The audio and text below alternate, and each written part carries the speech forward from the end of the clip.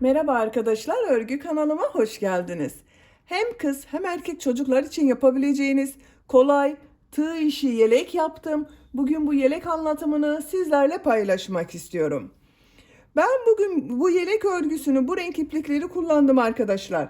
Bakın gövde bölümünde benekli bir iplik kullandım. Bu ipliği kullandım. Roba ve bu bölümlerde de mavi renkli iplik kullandım. 50 gram benekli iplik yeterli. Bu kullandığım iplik. 50 gram da mavi renkli iplik kullandım arkadaşlar. Siz tercihinize göre bu yelek örgüsünde her marka iplik ve renkleri kullanarak yapabilirsiniz. Hem kız hem erkek çocuklar için çok uygun bir model. Tığ olarak 5 numara 3 milimetre tığ kullandım. Benim elim çok sıkı değil. Benim yaptığım tığ işi örgüler yumuşak oluyor. Sizin eliniz sıkıysa 3,5-4 milimetre tığ kullanırsanız çok daha iyi olur arkadaşlar. Düğme olarak roba bölümünün buraya 3 düğme kullandım bakın. Siz tercihinize göre bunu 5, 6, 7 düğmeli olarak yapabilirsiniz. Ters tarafın görüntüsü bu şekilde. Açık olarak bakın bu şekilde. Yelek örgüsüne yakadan zincir yaparak başlıyoruz. Ben bugün bu yelek anlatımını 1-2 yaş ölçü için anlatıyorum. Siz bu yeleği yeni doğan bebek için yapabilirsiniz veya daha büyük çocuklarınız için yapabilirsiniz. Yeni doğan bebek için yapmak istiyorsanız bu zincir sayısını 8 zincir eksik başlayabilirsiniz. Ön bölümleri birer trabzan, kol ve arka bölümü ikişer trabzan eksik başlarsınız. Bu roba bölümünde yaptığım arttırma sırasını da 2 sıra eksik yaparsanız veya 3 sıra arkadaşlar daha küçük olsun istiyorsanız 3 sıra eksik yapabilirsiniz. Yeni doğan bebek için olur. 3 aylık bebek için yapmak istiyorsanız zincir sayısını benimle aynı sayıda başlayabilirsiniz. Arttırma sırasını 2 sıra eksik yaparsanız 3 aylık bebeğiniz için olur. Zincir sayısını aynı sayıda başlayıp burada yaptığım arttırma sırasını siz 1 sıra eksik yaparsanız 6-12 aylık bebekleriniz için olur. 2-3 yaş için yapmak istiyorsanız zincir sayısını 8 zincir fazla başlayabilirsiniz. Ön bölümleri birer trabzan, kol ve arka bölümleri ikişer trabzan fazla yaparsınız. Burada yaptığım arttırma sırasında bir sıra fazla yaparsanız 2-3 yaş arası çocuklarınız için olur. Bu şekilde düzenli arttırmalar yaparak her yaş çocuğunuza yapabilirsiniz. Yetişkinler için de uygun bir model arkadaşlar. Siz daha büyük çocuklar ve yetişkinler için yapmak istiyorsanız çocuğunuzun bir kazağına ölçerek yaparsanız çok daha iyi olur. Ölçülerini videonun sonunda ölçüyorum. Oraya bakabilirsiniz arkadaşlar. İplik tığı hazırlayalım. Hep birlikte bu kolay ve güzel tığ işi yelek örgüsüne başlayalım. Örgü kanalıma abone değilseniz abone olmayı unutmayın lütfen. İzlediğiniz videolarıma beğeni ve yorumlarınızı da yaparsanız çok sevinirim arkadaşlar. Sizlerden gelen beğeni ve yorumlar örgü kanalımın devamlılığı için çok önemli. Beğeni ve yorumlarıyla destek olan bütün arkadaşlara ayrıca teşekkür ederim. Hepinize kolay gelsin. İyi çalışmalar.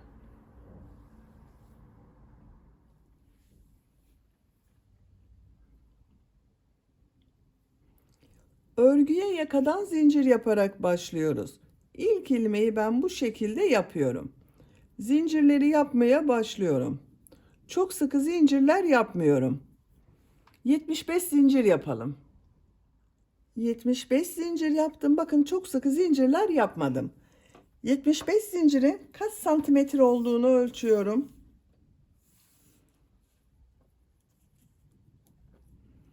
32 santimetre zincir uzunluğu var arkadaşlar. Elimin sıklığına göre 32 santimetre için 75 zincir yaptım. Sizin elinizin sıklığına göre daha fazla veya daha az zincir yapmanız gerekebilir. Bu sırada trabzanlar yapacağız. Trabzan yaparken yaka ayrımında yapacağız arkadaşlar. Tığ üzerine iplik alıyorum. 3 ilmek atlıyorum. 1, 2, 3. Dördüncü ilmeğe trabzan yapıyorum. Bu 3 ilmek atladığımda bir trabzan oluyor. 10 trabzan yapıyorum. Bakın bu 3 ilmek atladığımla birlikte 10 trabzan. 1, 2, 3, 4, 5, 6, 7, 8, 9, 10. 10 trabzan yaptım. Arttırma yeri için 2 zincir yapıyorum. 16 trabzan yapıyorum. Kol bölümü için 16 trabzan yapıyorum. 16 trabzanı yapalım. Kol bölümü için 16 trabzan yaptım. Arttırma yeri için 2 zincir yapıyorum. 20 trabzan yapıyorum.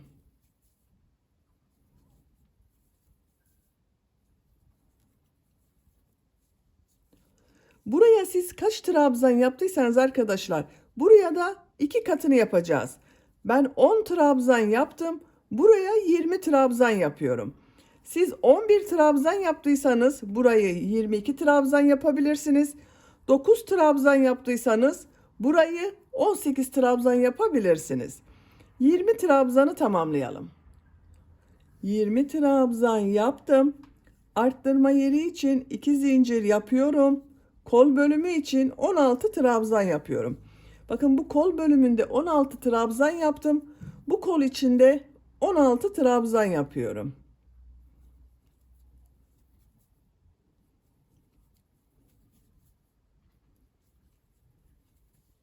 ...16 trabzanı yapalım. Kol bölümüne 16 trabzan yaptım. Arttırma yeri için 2 zincir yapıyorum. Buraya 10 trabzan yapıyorum.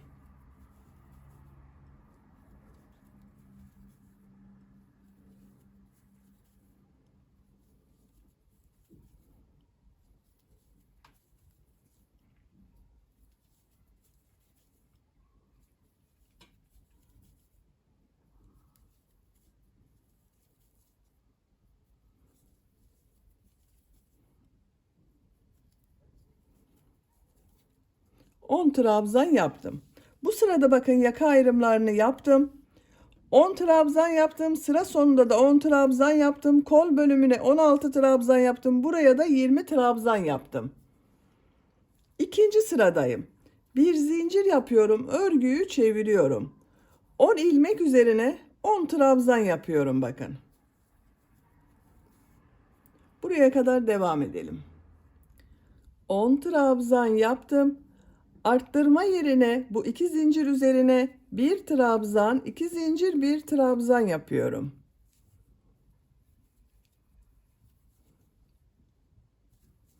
Kol bölümüne 16 trabzan yapıyorum. Buraya kadar devam edelim. 16 trabzan yaptım. Arttırma yerine 1 trabzan, 2 zincir, 1 trabzan yapıyorum.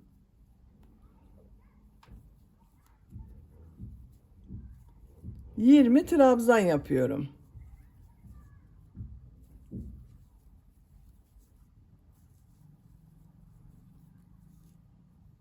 Buraya kadar devam edelim. Arttırma yerine kadar 20 trabzan yaptım.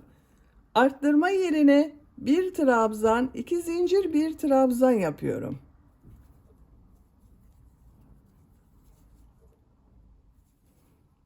Diğer ilmeklere trabzan yapıyorum. 16 trabzan yapıyorum. Buraya kadar devam edelim. Arttırma yerine kadar 16 trabzan yaptım. Arttırma yerine 1 trabzan, 2 zincir, 1 trabzan yapıyorum. Diğer ilmeklere trabzan yapıyorum.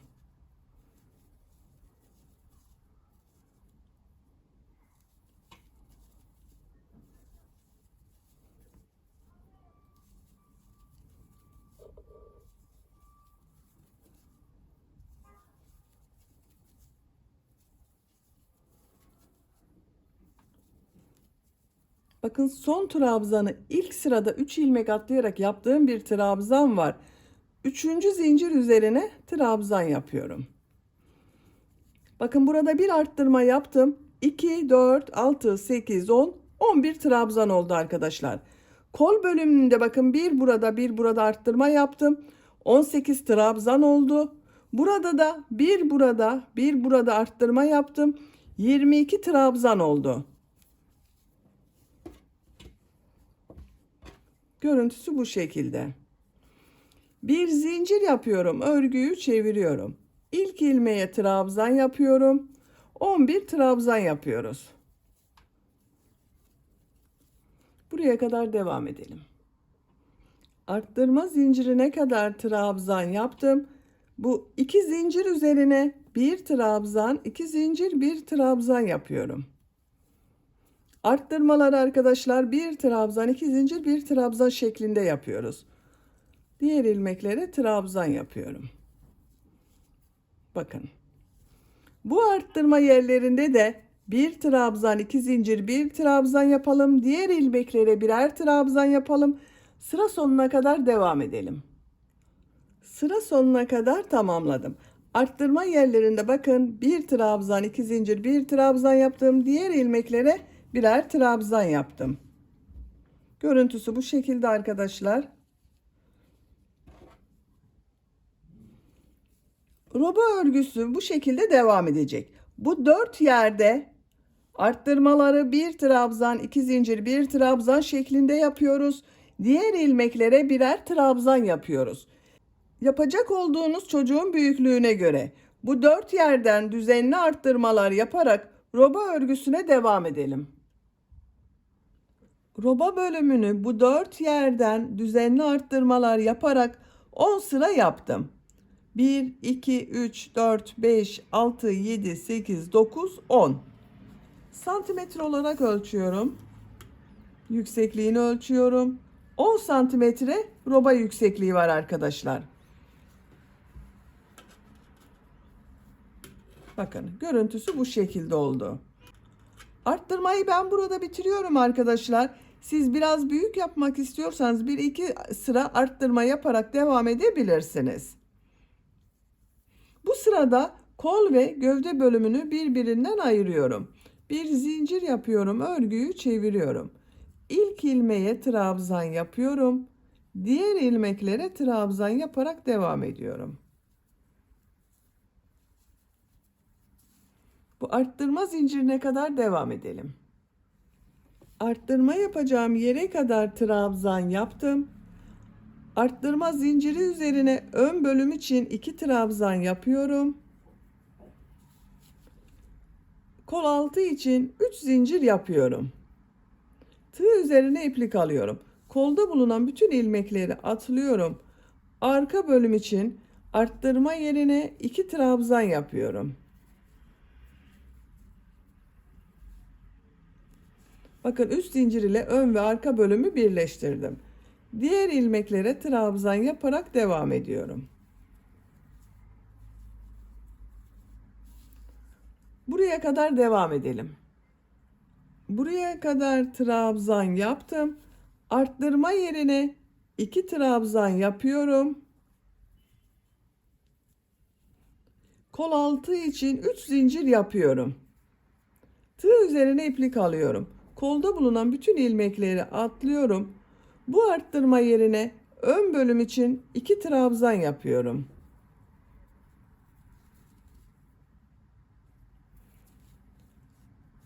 İlmekler üzerine trabzan yaparak devam ediyorum. Sıra sonuna kadar devam edelim. Sıra sonuna kadar tamamladım. Bu sırada kolları gövde bölümünden ayırdım arkadaşlar. Bakın ön ve arka bölümü kol altında üçer zincir ile birleştirdim.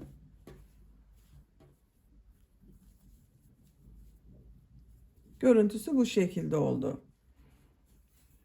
Trabzan sırası yapıyorum. Bir zincir yapıyorum. Örgüyü çeviriyorum. İlk ilmeğe trabzan yapıyorum. Diğer ilmeklere trabzan yaparak devam ediyorum. Kol altında yaptığımız zincire kadar devam edelim. Zincire kadar trabzan yaptım. Bakın kol altında 3 zincir yaptım. Bu zincirler üzerine ikişer trabzan yapıyorum. Aynı ilmek içine 2 trabzan yapıyorum.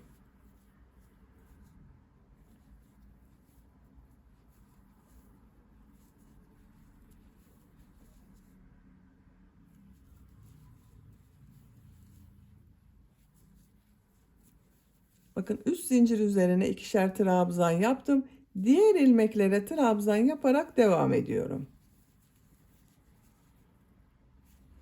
Buraya kadar devam edelim. Diğer kol altına kadar bakın trabzanlar yaptım. Burada da bu üst zincir üzerine ikişer trabzan yapıyorum yine.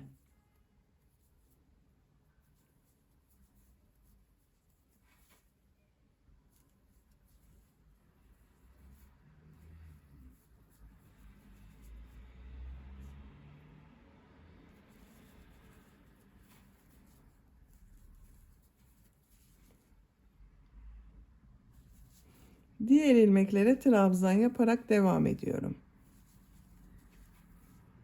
Sıra sonuna kadar devam edelim. Sıra sonuna kadar tamamladım. Bu renk ipliği kesiyorum. Siz tercihinize göre ipliği kesmeden aynı renk iplik ile devam edebilirsiniz. Ben renk değiştiriyorum arkadaşlar. Bakın bu şekilde oldu. Siz aynı renk iplik ile örgüye devam edebilirsiniz. Ben bu renk bir iplik kullanıyorum. Bakın bu mavi rengin olduğu benekli bir iplik var. Aralarda mavi benekler var. Bu renk iplik ile devam ediyorum. Siz farklı renkli iplikler de kullanabilirsiniz. Bu kestiğim ilmeğe bu renk iplik ile bir ilmek yapıyorum. İpliği bağlayabilirsiniz.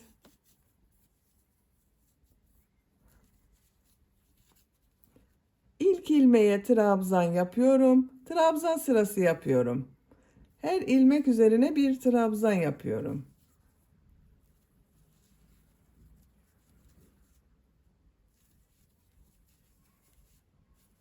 Bakın kol altında da her ilmeğe birer trabzan yapalım. Sıra sonuna kadar devam edelim. Sıra sonuna kadar trabzan yaptım. Bir zincir yapıyorum. Örgüyü çeviriyorum. Trabzan sırası yapıyorum.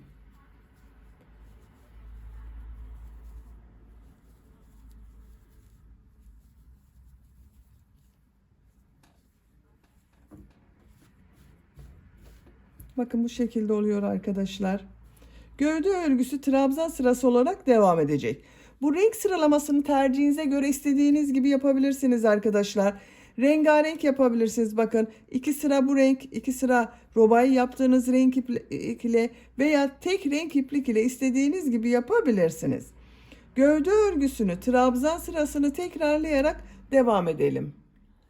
Gövde örgüsünü yapacağım ölçüye göre tamamladım. Kaç sıra yaptığımı sayıyorum. Bakın kol altından sonra mavi renkli iplik ile başladım. 1, 2, 3, 4, 5, 6, 7, 8, 9, 10, 11, 12, 13, 14, 15, 16, 17, 18 sıra yaptım. Santimetre olarak ölçüyorum. 18 santimetre yükseklik var arkadaşlar. Benim yapacağım ölçü için yeterli. Siz biraz büyük yapmak istiyorsanız 1-2 sıra devam edebilirsiniz. Şimdi uç bölümü yapacağız arkadaşlar. Bakın bu renk ipliği kesiyorum.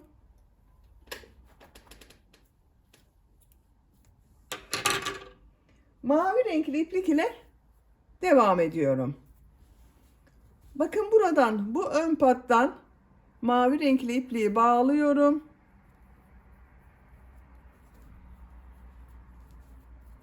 Buradan ilmek yapıyorum. 2 zincir yapıyorum. Tığ üzerine iplik alıyorum. Şu ilk trabzanı düz taraftan boşluktan alıp trabzan yapıyorum. Bu trabzanı ters taraftan bakın şu şekilde trabzan yapıyorum. Düz taraftan trabzan yapıyorum. Bir düz bir ters trabzan yapıyoruz. Bakın şu şekilde yapıyorum.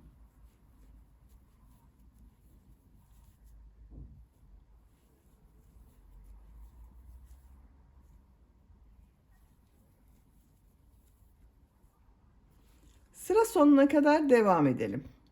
Sıra sonuna kadar tamamladım. Son ilmek üzerine trabzan yapıyorum. Bakın bir düz bir ters trabzan yaptım. Görüntüsü bu şekilde oldu. 2 zincir yapıyorum. Örgüyü çeviriyorum. Bu sırada Yaptığım bu trabzanları nasıl görüyorsam o şekilde trabzan yapıyorum. Bakın ilk trabzan ters tarafta görünüyor. Ters taraftan trabzan yapıyorum. Düz tarafta görüyorum. Düz taraftan trabzan yapıyorum.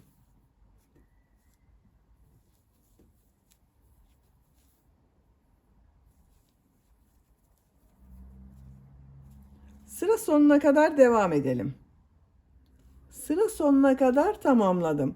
Son trabzanı bakın şu şekilde yapıyorum.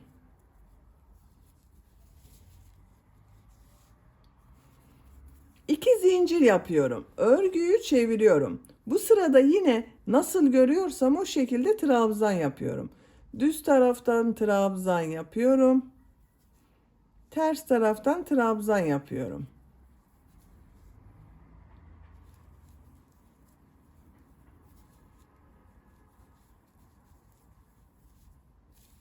Sıra sonuna kadar devam edelim. Sıra sonuna kadar tamamladım. 3 sıra bir düz bir ters trabzan yaptım arkadaşlar. Burada bitiriyorum. Siz tercihinize göre bir sıra daha bir düz bir ters trabzan yapabilirsiniz. Şimdi ön patları yapacağız. Bakın benim iplik burada bitti. Eğer sizin ipliğiniz burada bittiyse ipliği keserek buradan başlayabilirsiniz. Bir sıra sık iğne yapıyorum. Şu ilk ilmeğe sık iğne yapıyorum. Sık iğneler yapıyorum. Her trabzan sırasına bir sık iğne yapabilirsiniz veya iki sık iğne yapabilirsiniz. Çok sıkı olmasın arkadaşlar. Bakın şu şekilde oluyor.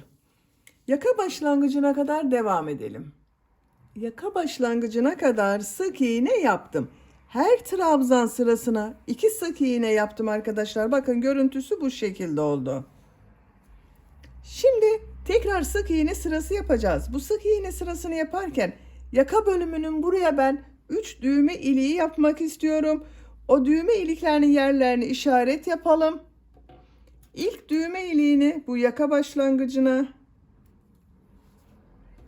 bir diğerini bakın bu mavi renkli ipliği bitirdim, sıraya yapıyorum. Üçüncü düğme iliğini ikisinin ortası arkadaşlar. Bakın şu şekilde yaptım. Şuraya üçüncü düğme iliğini yapacağız.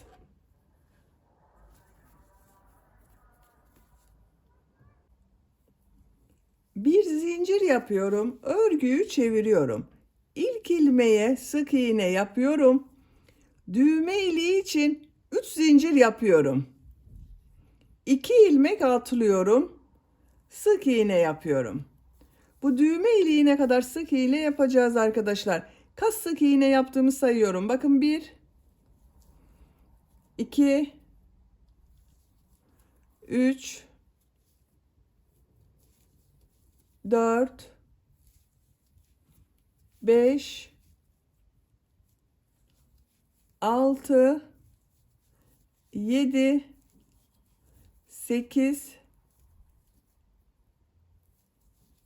9 10 sık iğne yaptım. Bakın işaret yaptığım yere geldim. Düğme iliği için 3 zincir yapıyorum. 2 ilmek atlıyorum. 10 sık iğne yapıyorum. Bu iki düğme iliği arasına kaç sık iğne yaptıysanız buraya da aynı sayıda sık iğne yapıyoruz.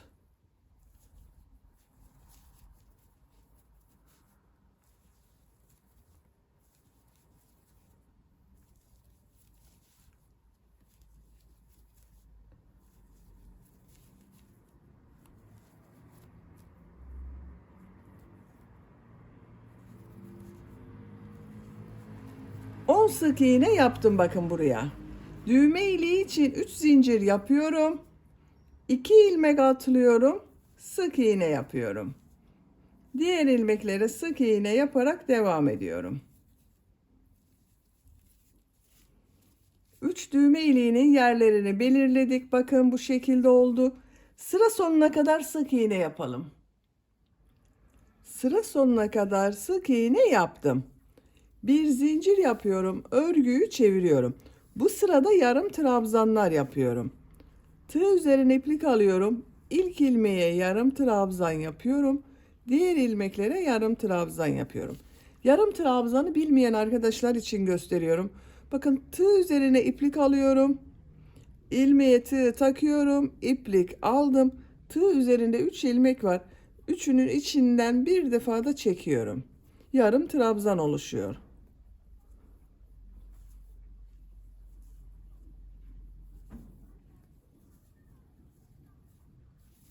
Düğme iliğine kadar devam edelim.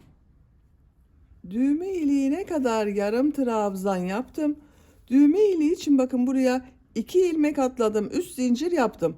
2 ilmek atladığım için bu üst zincir üzerine 2 yarım trabzan yapıyorum. 10 yarım trabzan yapıyorum.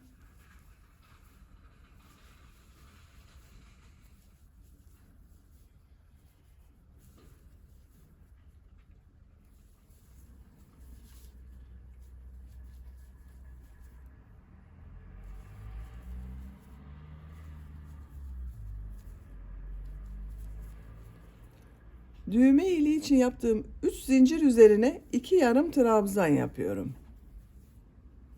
10 yarım trabzan yapıyorum. Bakın düğme ilikleri daha belirgin oldu. Sıra sonuna kadar devam edelim.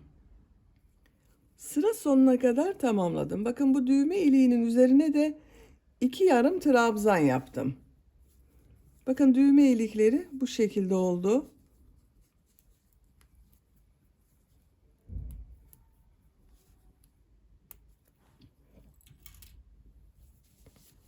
Yaka çevresinde sık iğne yaparak devam ediyorum.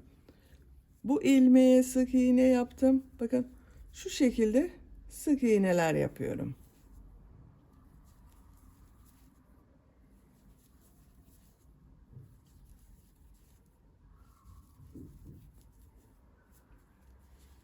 Buraya kadar devam edelim. Sıra sonuna kadar bakın yaka çevresinde sık iğne yaptım. Son ilmeğe sık iğne yapmadım arkadaşlar.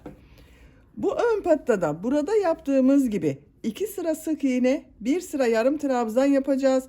Bu iplik ile devam etmiyorum. Bu ipliği son sırada yarım trabzan sırası yaparken kullanacağız. İplik içinden diğer ucunu çıkarıyorum. Yaka başlangıcına ipliği bağlıyorum.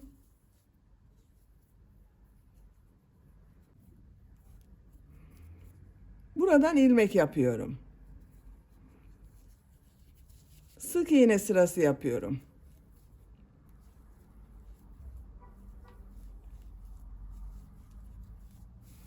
Sıra sonuna kadar devam edelim. Sıra sonuna kadar sık iğne yaptım. Bir zincir yapıyorum. Örgüyü çeviriyorum. Sık iğne sırası yapıyorum.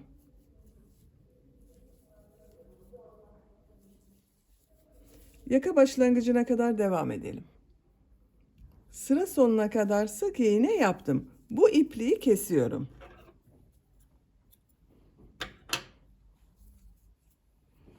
Burada beklettiğim iplik ile devam ediyorum.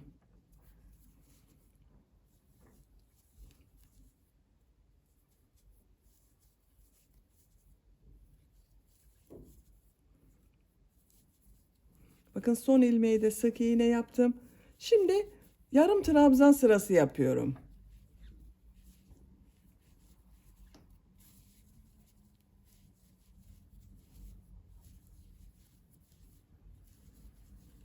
Bakın buranın devamı olduğu için düzgün bir görüntü oldu burada arkadaşlar. Sıra sonuna kadar devam edelim.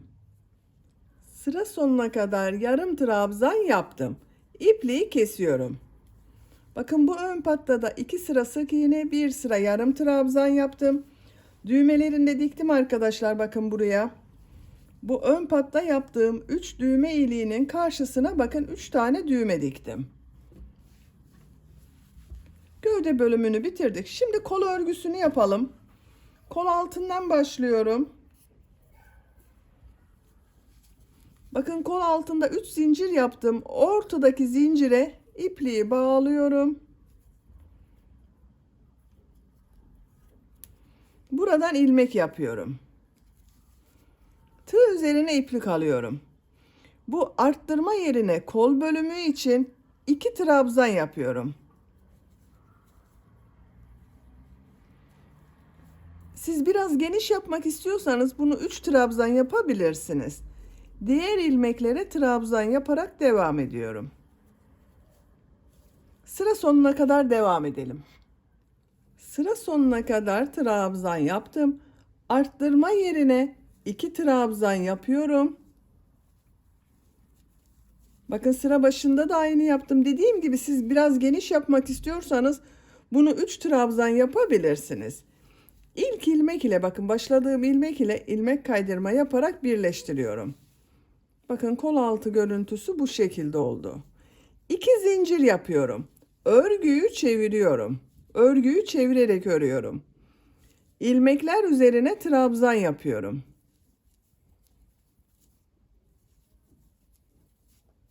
Sıra sonuna kadar devam edelim. Sıra sonuna kadar trabzan yaptım. İlk ilmek ile ilmek kaydırma yaparak birleştiriyorum. Bakın kol görüntüsü bu şekilde oldu. 2 zincir yapıyorum. Örgüyü bakın çeviriyorum. Düz taraftan devam ediyorum. Bu sırada yaptığım bu trabzanları bir düz bir ters trabzan yapıyorum. İlk trabzan bakın şu şekilde tığ boşluğa takıyorum. Düz taraftan trabzan yapıyorum. Burada yaptığımız gibi yapıyoruz. Ters taraftan trabzan yapıyorum. Düz taraftan trabzan yapıyorum.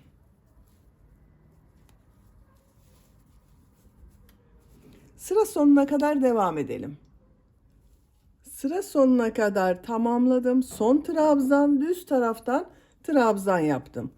İlk ilmek ile ilmek kaydırma yaparak birleştiriyorum. Sıra başında yaptığım 2 zincir ters tarafta görünen trabzan oldu. 2 zincir yapıyorum. Bu sırada yaptığım bu trabzanları nasıl görüyorsam o şekilde trabzan yapıyorum.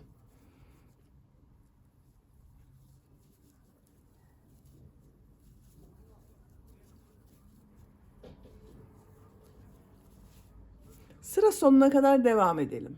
Sıra sonuna kadar tamamladım. İlk ilmek ile ilmek kaydırma yaparak birleştiriyorum. Bir sıra daha bir düz bir ters trabzan yapıyorum. 2 zincir yapıyorum. Nasıl görüyorsam o şekilde trabzan yapıyorum. Sıra sonuna kadar devam edelim. Sıra sonuna kadar tamamladım. İlmek kaydırma yaparak sırayı birleştiriyorum. İpliği kesiyorum. Bakın arkadaşlar, kol görüntüsü bu şekilde oldu. 1, 2, 3, 4 sıra bir düz bir ters örgü oldu. Diğer kol örgüsünde aynı şekilde başladım, tamamladım bakın. Böylece yelek örgüsünü bitirdim. Çok güzel oldu. Bakın kol bölümleri arkadaşlar.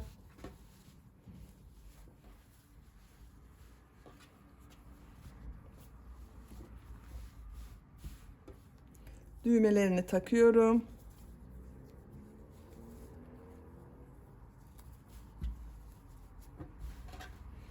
Bitmiş olarak ölçülerini söylüyorum. Kol altının buradan gövde genişliğini ölçüyorum. 27 santimetre. Kol altından yüksekliği ölçüyorum. 20 santimetre. Omuzdan yüksekliği ölçüyorum. 32 santimetre. 1-2 yaş arası çocuk için yaptım, bu ölçüde oldu arkadaşlar. Bebeğiniz çok kilolu olmazsa 2-3 yaşta çok rahat kullanır. Beni dinlediğiniz ve izlediğiniz için hepinize çok teşekkür ederim. Örgü kanalıma abone değilseniz abone olmayı unutmayın lütfen. Sizlerle yeni örgülerde görüşmek dileğiyle. Hoşça kalın, sevgiyle kalın.